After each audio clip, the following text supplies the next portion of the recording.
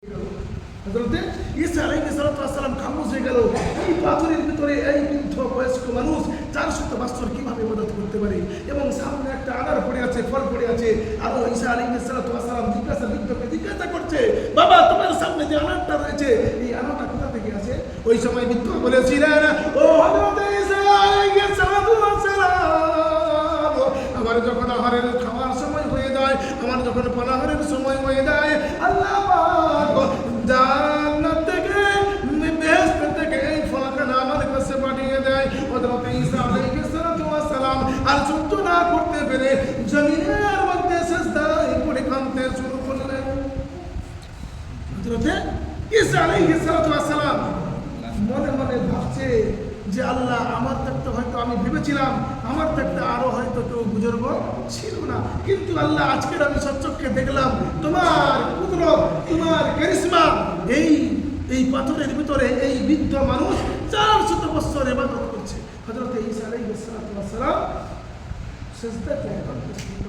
এই জন্য বলছে 14 শাবানের গভীর রাত্রিতে যত রাত হবে, আল্লাহ পাক বলছে সপ্তম আসমান থেকে প্রথম আসমানে নেমে আসবে। তোমার মনের কি আশা, তোমার মনের কি মকসুদ গুলো, এই 14 শাবানের রাত্রিতে তুমি তোমার রবের সঙ্গে কথা বলো। তুমি তোমার আল্লাহকে কিভাবে খুশি করবে, তুমি কতটা পাপ করেছো, তুমি কিভাবে ক্ষমা চাইবে, এই 14 শাবানের রাত্রিতে ইবাদত করে তুমি তোমার পাপের জন্য তুমি ক্ষমা ভিক্ষা চাইতে হবে। আমি আপনি যদি ক্ষমা না চাই, আল্লাহকে যদি না ডাকি, আল্লাহর কাছে যদি সিজদা না দেই, কিন্তু আমার পাপটা মাফ হবে না, আমার গুনাহটা মাফ হবে না। কিন্তু ইবাদত করতে হবে, রুকু করতে হবে, সিজদা করতে হবে, তেলাওয়াতুল কুরআনুল কারীম তেলাওয়াত করতে হবে। আর আল্লাহর কাছে ভিখারির মতো দুখানা করে খালি হাত ধরে পানাহ চাইতে হবে। আল্লাহ আলিমুল গায়ব, আল্লাহ সবই কিছু করতে পারে। আল্লাহ ভিখারিকে ধনী বানাতে হবে, আর ধনীকে আবার ভিখারি বানাতে হবে। কিয়ামতের দিন 3 ব্যক্তিকে ডাকা হবে। কিয়ামতের দিন 3 ব্যক্তিকে, অন্য হাদিসে আছে 4 ব্যক্তি, আবার কোন রিওয়ায়াতে আছে 5 ব্যক্তিকে। যে এক ব্যক্তিকে ডাকা হবে তার ধন দৌলত এই দুনিয়ায় আল্লাহ পাক তাকে দিয়েছিল, অট্টালিকা দিয়েছিল। আল্লাহ কিয়ামতের চেয়ারে বসবে আর তার বান্দাকে ডাকবে, যাকে অট্টালিকা দিয়েছিল, তাকে বলবে, বান্দা তুমি বলো, তুমি যখন দুনিয়ায় ছিলে তোমাকে আমি অফুরন্ত টাকা পয়সা সব কিছু, সোনা দানা সব কিছু দিয়েছি, তুমি আমার রাস্তায় কতটুকু খরচ করেছো? বান্দা কিন্তু ওই দিনকার বলবে, আল্লাহ আমি তোমার মসজিদ মাদ্রাসা দিনের জন্য বহুত কিছু খরচা করছি। আল্লাহর কোরআন বলছে কিরামান কাতিবিনা ইয়াফআলুনা মা তাফআলুন। আল্লাহ পাক বলবে, বান্দা তুই মিথ্যাবাদী কথা বলছো, মিথ্যাবাদী। আল্লাহ পাক যখন তোমার দুই কানে না দুইটাই কিরামান কাতিবিন, সমস্ত কিছু আপনার যখন আপনার 2টি ফেরেশতা সব কিছু নোট করে রেখেছে, আপনার আমল নামাখানা আপনার চোখে দেখাবে। বান্দা তুমি দেখাও, দুনিয়ায় এত অট্টালিকা তোমাকে দিয়েছিলাম, তুমি আমার দিনের জন্য কোথায় খরচ করেছো?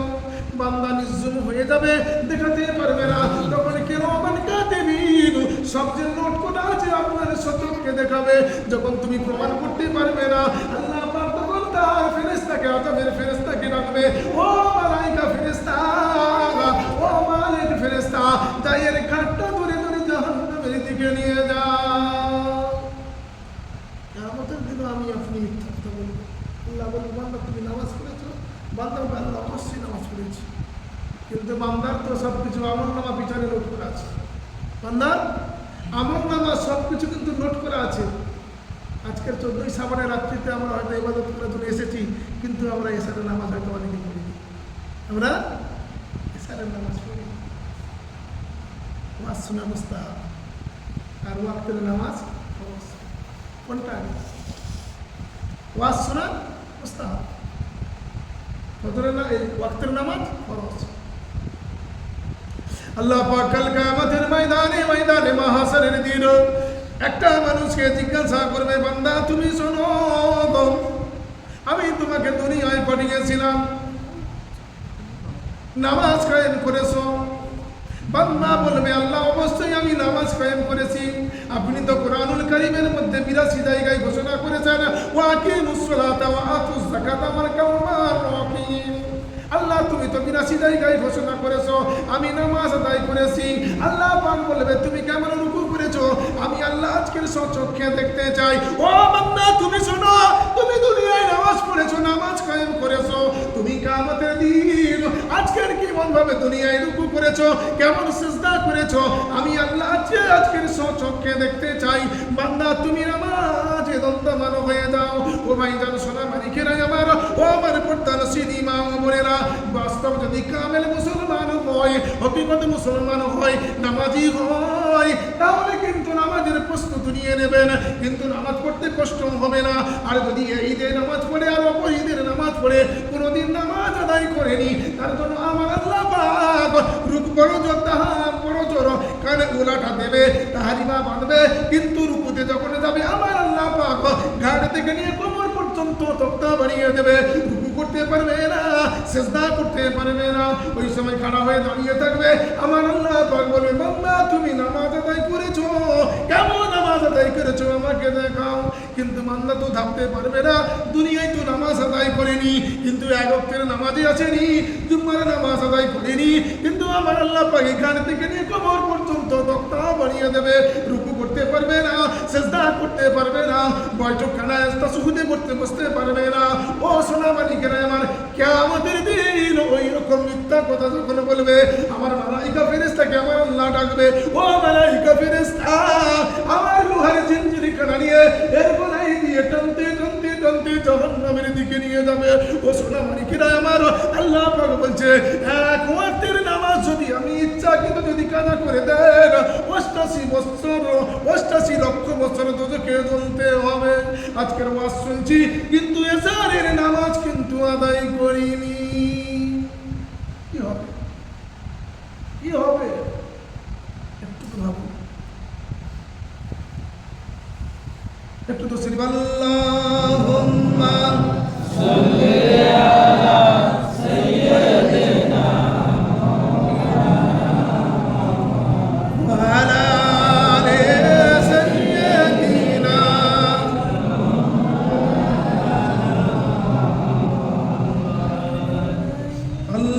আল্লাহুম্মা সাল্লি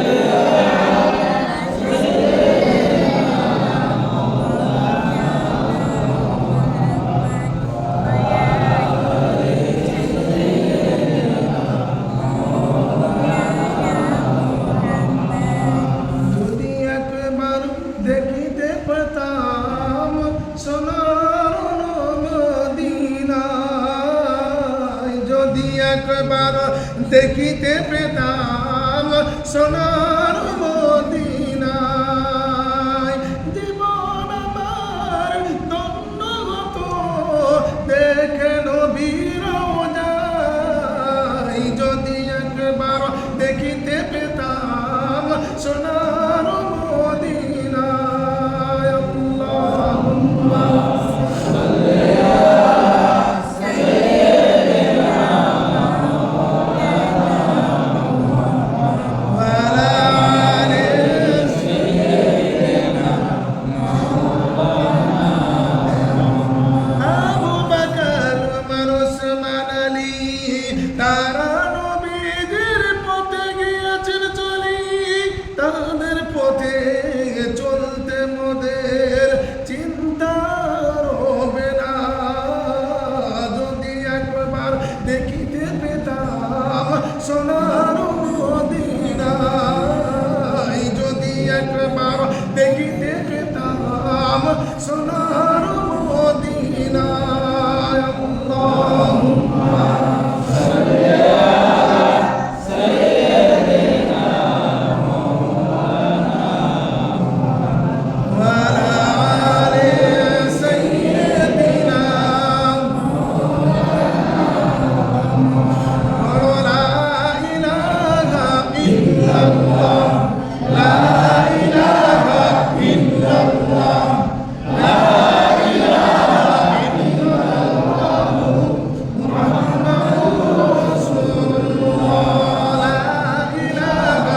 ইল্লাল্লাহ লা ইলাহা ইল্লাল্লাহ লা ইলাহা ইল্লাল্লাহ মুহাম্মাদুর রাসূলুল্লাহ তৌহিদ का डंका आलम में बकवा दिया कमरी वाले ने ये पी पी के प्याले कौसर के लौटेंगे मजा दी बरों के इन्ना आफ़ैना कल कौसर फरमा दिया कमरी वाले ने ला इलाहा इल्लल्लाह ला इलाहा इल्लल्लाह ला इलाहा इल्लल्लाह मुहम्मदुर রাসূলুল্লাহ কত চলতে চলতে পড়ো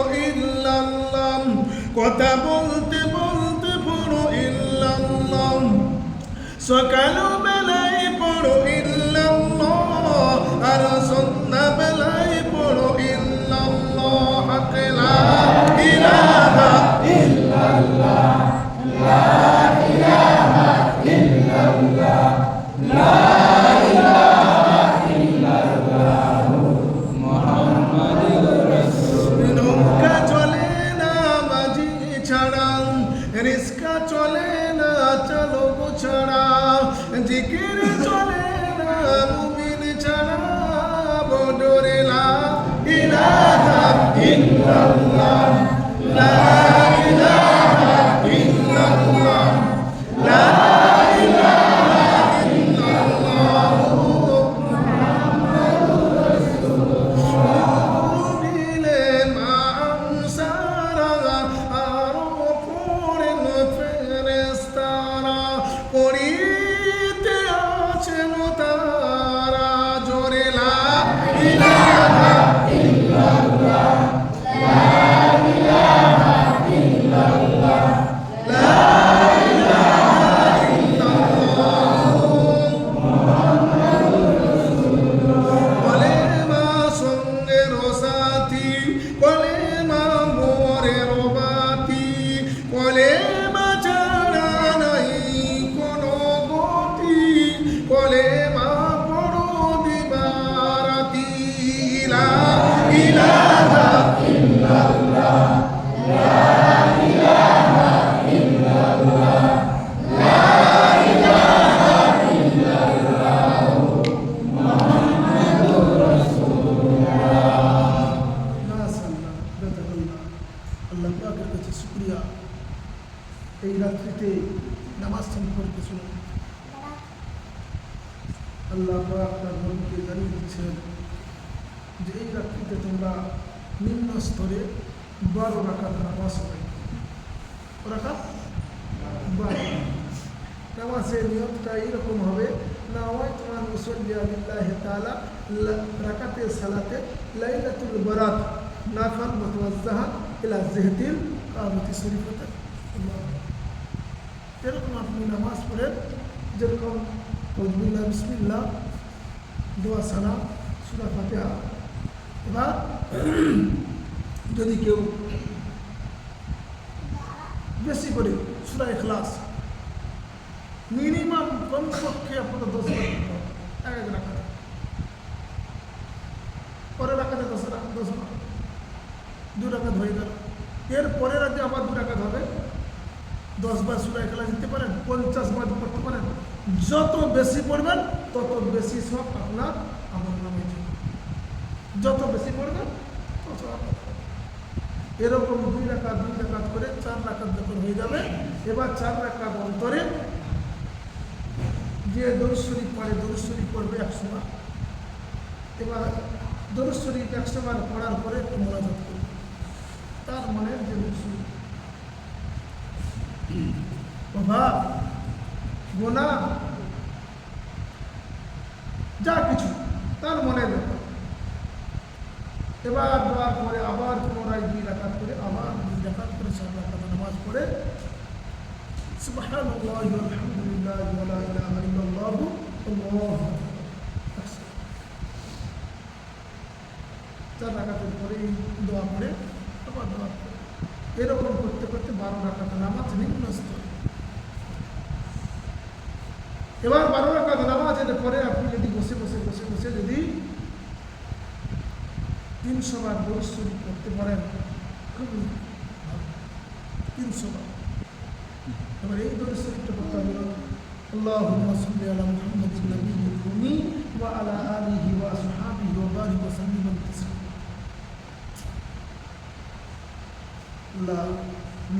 আল্লাহ পাক বলছে এই যে 14 শ্রাবণের রাত্রিতে যখন মাগরিবের ওয়াক্তের আগে সূর্যটা ডুবে যাবে, শুধু এইটুকু দোয়া, শুধু যদি কেউ পশ্চিম দিকে, মানে অর্থাৎ কাবা, পশ্চিমে আমরা কাবা বলি, বলছে আল্লাহ বলছে কাবা শরীফের দিকে মুখ করিয়া এই দোয়াটা যখন যদি 40 বার পড়বে, আল্লাহ পাক বলছে 40 বছরের সগীরা বলে মাফ হয়ে যাবে। জোরে বলুন সুবহানাল্লাহ।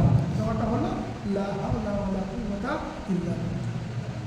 পড়ে যান, কিন্তু এর আসল রূপ কি?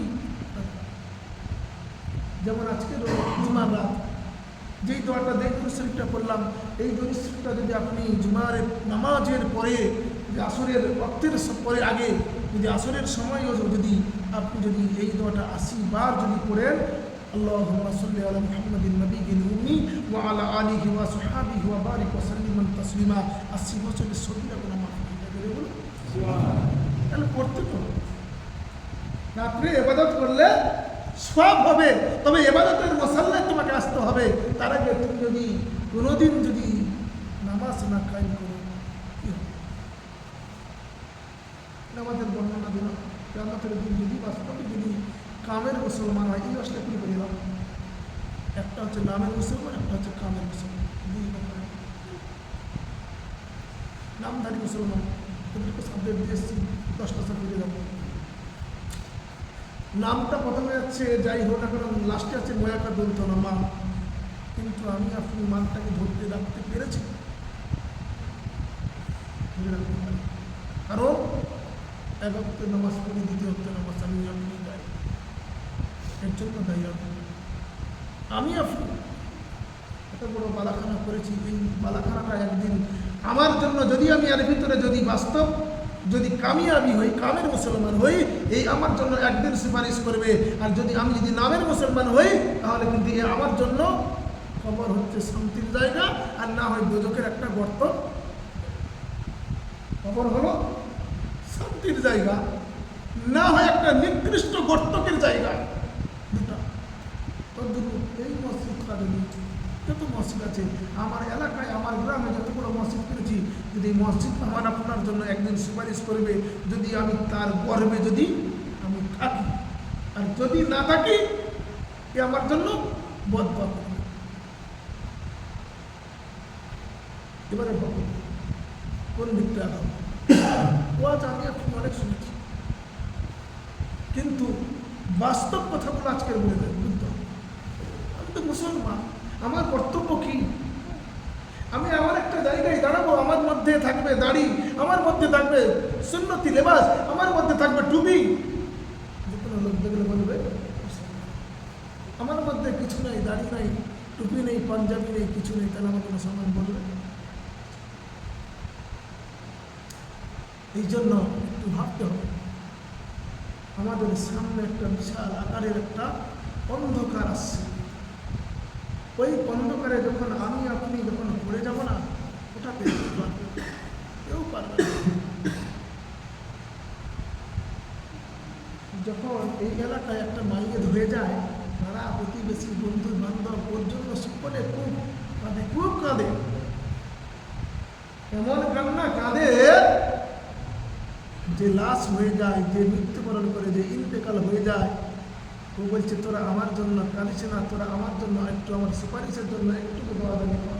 কিন্তু আমি আপনি হতভাগ্য শুনতে আমি পাই না।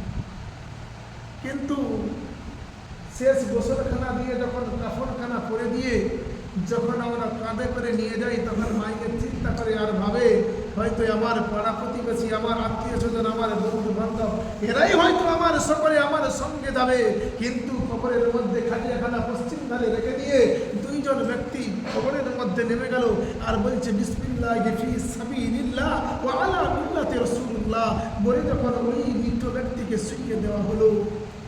ও তখন ভাবছে এতদূর না গেলেও তো কি হয়েছে, আমার সঙ্গে এই দুইজন যাবে, এবার দুইজন যাবে। এবার একটু পরে যখন বলছে মিনহা খালাকনাকুম ওয়া ফিহা নুইদুকুম ওয়া মিনহা নুখরিজুকুম তারাতান উখরা। কে পায়ের দিকে মাটি দিচ্ছে, কে বুকে দিচ্ছে, কে মাথায় দিচ্ছে, কে উপরে দিচ্ছে। মাটি কাটা দিয়ে যখন 41 কদম চলে যায়, এরপরে মাইয়েতে বলছে হায় রে কপাল, আমার সঙ্গী আর কেউ নাই, কেউ নাই। এদিকে তাকায় মাটি, ওদিকে তাকায় মাটি, বাঁ দিকে তাকায় মাটি, মাথার দিকে তাকায় মাটি, কিন্তু উপরের দিকে তাকায় মাটি, কিছু আর কোনো সাহারা থাকে না। দুটি ফেরেশতা পার দিকে একজন আর মাথার দিকে একজন, আর আমার অর্জুনের মতন কথা নিয়ে দাঁড়িয়ে রয়েছে। আপনি যদি কামেল মুসলমান হন তাহলে কিন্তু আপনি এই পানির জন্য তালাশ করতে থাকবেন। কেন আপনি কামেল মুসলমান, আপনি পানির জন্য যখন 41 কদম চলে যাবে, যে যত বড় ফেরেশতা আসুক না কেন, আপনি এই পানির জন্য ছুটাছুটি করতে লাগবেন। আর যদি আপনি নামের মুসলমান হন, ডান পাশের মাটিগুলো বাম পাশে যাবে, আর বাম পাশের মাটিগুলো ডান পাশে চলবে।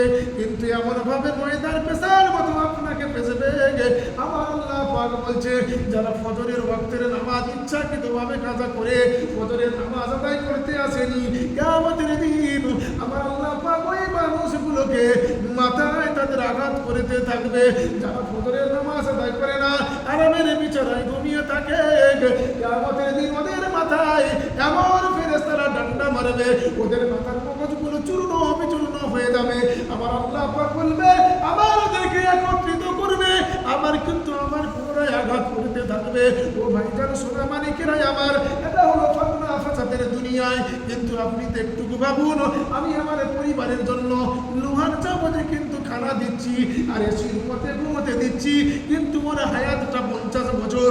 কিন্তু 50 বছরের পরে ওই সোনার চামচে খাবে না, আর এসি রুমে থাকবে না, ওকে সেই অন্ধকার কবরের মধ্যে যেতে হবে। তাহলে এবারে ভাবুন, যদি আমি আমার হায়াতটা 50 বছর সোনার চামচে খেয়ে খেয়ে আরামে এসে কাটালাম, কিন্তু মৃত্যুর পরে তো ওই অন্ধকারে যেতে হবে, ওখানে আমি আপনি কি নিয়ে যাব? এটুকু আমার আপনার মাথায় কি আছে? ওইরা আমার অর্জুনের মতন দুইজন গোদাদার ফেরেশতা দাঁড়িয়ে থাকবে। আপনি নামাজি হবেন না, আপনি নামের মুসলমান হবেন, আপনার পাঁজরা ওপারে চলে যাবে, উপরের পাঁজরা ওপারে চলে যাবে। আল্লাহ পাক মালিক ফেরেশতাকে ডেকে বলবে, এদের মধ্যে মাথা থেকে এক হুমকা মা আপনাকে এমন সজোরে মারবে, হাদিস শরীফে বর্ণনায় এসেছে 70 গজ মাটির নিচে ঢুকে দেবে, আবার তোমাকে পুনরায় সেই 70 গজ থেকে মাটির উপর নিচ থেকে তোলা হবে, আবার পুনরায় তোমাকে আঘাত করতে থাকবে। এই আপনার কবরের মধ্যে একটা সাপ আসবে, ওই সাপটার দম হবে 70 খানা। যার হাদিস শরীফে বর্ণনা এসেছে, একটা মানুষ যদি ওই সাপের মুখের মধ্যে পড়ে যায়, ওই সাপটারও কিন্তু পেট ভরবে না। ও ভাইজান সোনা মানিকেরা আমার, আযাবা ইয়াউমাইদিল্লাহ ওয়া ইউআযিবু আযাবাহু আহাদ আহাদু ওয়া লা ইউসিকু ওয়াসাকাহু আহাদ।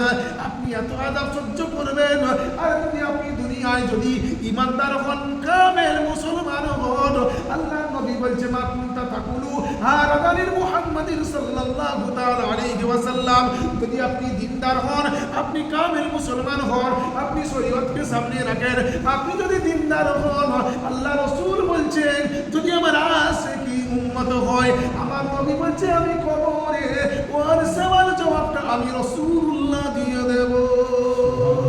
সুবহানাল্লাহ। এইরকম হতে হবে, ওইরকম হতে হবে, আর না হয় ওই নাম ধরে মুসলমান কিছু কোনো লাভ। আমার হায়াত 70 বছর, এসি রুমে রাখেন আর যাই করেন, যাই কিছু করেন, 70 বছর পরে কিন্তু মরতে হবে। আরও যদি 5 বছর টেনে বুঝে বাড়িয়ে দেন, 75ও ধরে নিলেন, 75-এর পরে কিন্তু মরতে হবে। কিন্তু ওই মরার পরে যেখানে আসল ঠিকানা কি করেছি, শুধু তো দুনিয়া। আল্লাহর কোরআন বলছে, ওয়াসিজুল মুমিনিনা জান্নাতুল কাফিরিন, যারা এই দুনিয়াটাকে জান্নাত ভেবে নেবে, যারা এই দুনিয়াটাকে আঁকড়ে ধরে নেবে, পরকালের জন্য ওদের জন্য খুবই কষ্টকর কবর হয়ে দাঁড়াবে। কিন্তু এই দুনিয়াটা আল্লাহ পাক জানিয়ে দিয়েছেন, আমরা কিন্তু ওই জায়গায় এক সময় দাঁড়িয়ে যাই, দেখবেন ওদের দুনিয়াটা ওরা ভাবছে এই দুনিয়াটা হলো আমাদের শান্তির জায়গা। কিন্তু আল্লাহ পাক কুরআনুল কারীমের মধ্যে বলছে প্রকৃত মুমিন হলে এই দুনিয়াটা ওর জন্য, দুনিয়াটা জান্নাত নয়, এই দুনিয়াটা হলো কারখানা। জেলখানায় বন্দীতে যেমন রাখে মানুষকে কারাগারের মধ্যে, এই দুনিয়া মুমিনদের জন্য হলো এই দুনিয়াটা কারখানা। খোলামেলা চললে হবে না, একটু বলুন। আল্লাহ পাক পবিত্র কুরআনুল কারীমের মধ্যে বর্ণনা করছেন, সংক্ষিপ্ত আকারে শেষ বয়ান করে যাই বাবা। যেই কুরআনুল কারীম আমি আপনার জন্য সুপারিশ করবে, কুরআনুল কারীম আমি আপনি তেলাওয়াত করি আর না পারি, যদি তাকে তার যদি শরীয়ত তাকে তার যদি ব্যাখ্যা যদি না বুঝতে পারি আর যদি না পড়তে পারি, কিন্তু তাকে অপমান করা আমার আপনার ক্ষতিকর। একজন ব্যক্তির নাম ছিল আব্দুল্লাহ। লোকটা কুরআনুল কারীম তেলাওয়াত করতে পারতো না, কিন্তু দৈনিক 5 ওয়াক্তের নামাজ আদায় করত। কিন্তু লোকটা কিছুদিন পরে দুনিয়া থেকে বিদায় নিয়ে চলে গেল। এক মাওলানা তার কবর খুলতে এলো, কবর খুলতে গিয়ে কবরটা খুঁড়ছে, এত সুন্দর খুশবু আছে। এবার কবরটা খোঁড়ার পরে তার বড় সন্তানের কাছে গিয়ে বলল, বাবা তোমার আব্বা কি আমল করতো আমাকে একটু শিখাবেন। ওই সময় তার বড় সন্তানটা মাওলানাকে এক্সাম দিচ্ছে। আমার আব্বা 5 ওয়াক্তের নামাজ আদায় করতো, কিন্তু কুরআনুল কারীম তেলাওয়াত করতে জানতো না। আমি একদিন গভীর রজনীতে আমি আমার আব্বার রুমেতে গিয়ে দেখলাম আমার আব্বা কুরআনুল কারীম তেলাওয়াত করতে পারেনি, তবে আমাদের ওই আলমারিতে কুরআনুল কারীমটা নিয়েছে। সুন্দর আকারে এত সুন্দর করে বুকে জড়িয়ে কাঁদছে আর বলছে, আল্লাহর কোরআন তুই আমার গর্বের মধ্যে নাই, আল্লাহ আমার তকদিরে দেয় নাই, আল্লাহ আমার বুকের মধ্যে কোরআন দেয় নাই। এ কোরআন আমি তোকে যদি শিখতে পারতাম, এ কোরআন আমি যদি তোকে পড়তে পারতাম, আমি সুন্দর আকারে তোকে মুহাব্বত করতাম। এ কোরআন আমি শুনেছি কোরআন নাকি সামায়াতের কান্ডারি, তবে কোরআনে আমি তোমাকে সম্মান করি। তুমি কিয়ামতের দিন আমাকে যেন তোমার সুপারিশ আমার জন্য কোরআন তুমি করিও। এই সময় করে গালে মুখে চুনা দেয়, কোরআনটা মুখে নিচ্ছে। এমন সময় বড় সন্তানটা দেখেছে, দেখার পরে কুরআনুল কারীমটা রেখে দিয়েছে। কিছুদিন চলে যায়, যাওয়ার পরে যখন ইন্তেকাল হলো, এই বর্ণনাটা মাওলানাকে তার বড় সন্তান শোনাচ্ছে। এমন সময় মাওলানা বলছে, বড় বাবু আপনি শুনেন, আপনার আব্বার কবর যখন আমি খুলতে গেলাম, আপনার আব্বার কবর থেকে যেন মিসকে আম্বারের খুশবু যেন আমি মাওলানা আমার নাকের মধ্যে আছে। এটা ওলি ঘটনা, এক্সাম দিলাম। তাহলে কোরআনটা এত মজেদা, সম্মান করার দরকার, কোরআনটা শিক্ষা করার প্রয়োজন। কিন্তু সেই কোরআন বলছে যে কোরআন আমাকে আপনাকে হুকুম করছে, সেই কোরআনের হুকুম কিন্তু আমি আপনি মানতে পারি, আমি আপনি চলতে পারিনি। তার জন্য দায়ী আমি। কারণ এই মুহূর্তে যদি কারোর অসুস্থতা হয়ে যায়, খুবই দুঃখজনক ঘটনা ঘটে যায়, এই মুহূর্তে হসপিটাল হলেও যেতে হবে। যতই রাত বাড়ুক না কেন, যতই গভীর রাত হোক না কেন, হসপিটালে ছুটতে হবে। কিন্তু আপনি তাহাতুল উজু, দাখিল মসজিদ কিংবা উজুখানা করে আল্লাহর কাছে শুকরিয়া 2 রাকাত নামাজ পড়ে আপনি আপনার রোগগ্রস্তের জন্য কিংবা রাতের অন্ধকারে আল্লাহর কাছে শুকরিয়া আদায় করে আপনি দোয়া করতে পারেন, আল্লাহ আমার শরীরটাকে সুস্থ বানিয়ে দাও। আমরা করি ইমানের ইমান ঘাটতি। এই জন্য বলছি আমার জিন্দার নেকর আল্লাহ বাবাজি ভাইজান, এই 14 শ্রাবণের রাত্রিতে আপনারা সবাই 12 রাকাত করে নামাজ পড়বেন। আর মা ও বোনদেরকে বলবেন সূরা দুখান 7 বার পড়বে আর সূরা ইয়াসিন 3 বার করে পড়বে। আল্লাহ পাক বলছে 3টা মকসুদকে আল্লাহ পাক পুরা করে দেবে। যদি 3 বার সূরা ইয়াসিন পড়ে আর সূরা দুখান যদি পড়ে, বলছে 3টা মকসদ আল্লাহ পাক পূরণ করবে। 1 নম্বর হলো তার হায়াতটা লম্বা বানিয়ে দেবে, আর 2য় নম্বর হলো রুজি রোজগারে বরকত দেবে, আর 3য় নম্বর হলো তার গুনাহ মাফ করে দেবে। আর আমি আপনারা যারা এসেছি আমরা 12 রাকাত করে নামাজ আদায় করব, নামাজ তাসবিহ তাহলিল কিছু জিকির আজকার করে রাতটাকে কাটিয়ে দেব। আর আগামীকাল শুক্রবার রোজা রাখার সবাইকে আল্লাহ পাক তৌফিক দেন, সবাই বলুন আমিন। ওয়া আখিরু দাওয়ানা আলহামদুলিল্লাহি রাব্বিল আলামিন। আসুন সেই বিশ্ব নবীর সালাতু সালাম পেশ করি, করে শেষ করব। ইয়া নবী সালাম আলাইকা, ইয়া রাসূল সালাম আলাইকা,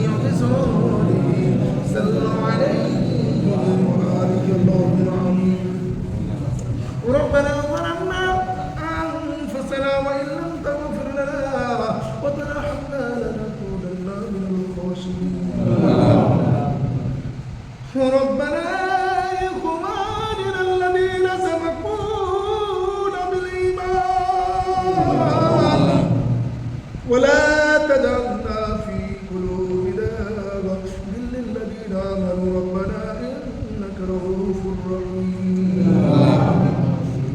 يا حي القيوم برحمتك يا نستغيث وإلهكم إله وحيد لا إله إلا هو الرحمن الرحيم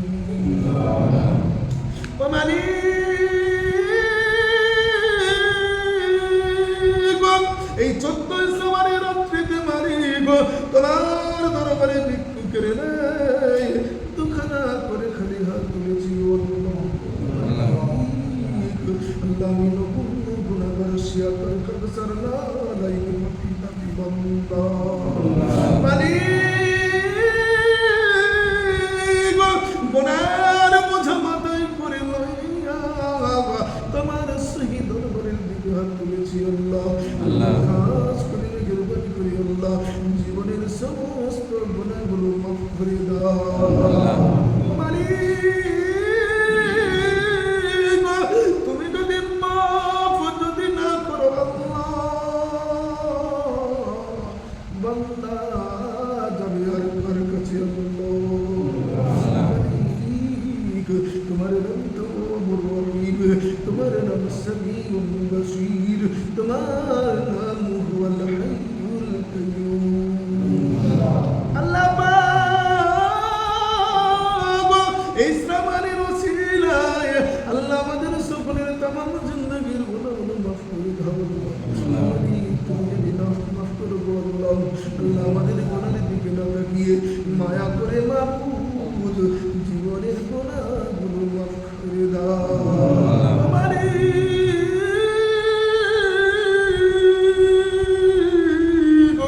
আল্লাহ আজকের 14 সওয়ারের রাত আল্লাহ কারো বাবু নাই কারো জনক দুঃখী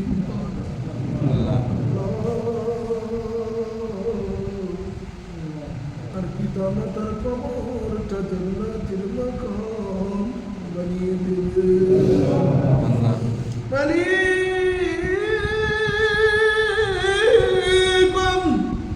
এই 14 সওয়ারের রাত্রের জাজাইব দৌলায় আল্লাহ যাদের মাতা নাই পিতা নাই তাদের কবরটা নূর আলম বানিয়ে দেবে আল্লাহ করবা আল্লাহ করো ভাই জান্নাল্লাহ করো দাদু জান্নাতি জান্নাতি জন শ্বশুর কুল শাশুড়ি কুল আল্লাহ আত্মীয় স্বজন পাড়া প্রতিবেশী বন্ধু বান্ধব আল্লাহ যারা যাদেরকে হারিয়েছে আল্লাহ সকলের কবরে সওয়াবটুকু পৌঁছায়া দিন আল্লাহ খাস করে মেহেরবানি করে আল্লাহ এই গ্রামের মধ্যে আছে আল্লাহ যত কবরবাসী আছে আল্লাহ সকল কবরবাসী কবরে সবটুকু পৌঁছায়া দাও আল্লাহ আমরা যারা দোকানা করে খালি হাত তুলেছি সকলকে হেদায়েত দাও আল্লাহ সকলকে নামাজি বানাও আল্লাহ সকলকে দিন সম্পর্কে বোঝার তৌফিক দাও সকলের অন্তরের ভিতরে নামাজের বুঝদান দাও আল্লাহ খাস করে মেহেরবানি সকলের রুচি রোজগারের বরকত দিবে সকলের ব্যবসা বাণিজ্যে উন্নতি দিবে